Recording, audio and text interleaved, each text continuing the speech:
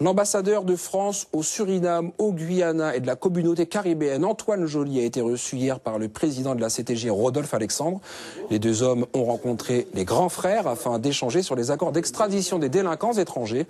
Une prise de contact qui a mis en lumière les difficultés, mais aussi les avancées autour de cette demande forte des grands frères dans le cadre de la lutte contre la délinquance en Guyane. On écoute José Achille et Serge Mortin, porte-parole des grands frères, et Maître Lingibé, avocat au barreau de Guyane.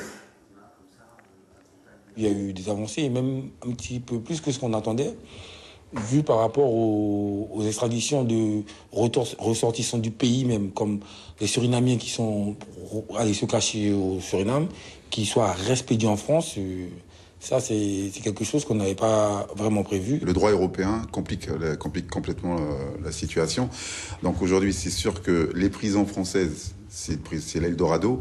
Donc c'est sûr que sur le volontariat, il y en aura très peu ou pas du tout. Et il ne faut pas oublier que pour le Guyana, il existe la peine de mort chez eux. Et chez nous, ça a été aboli. Donc c'est une complication supplémentaire.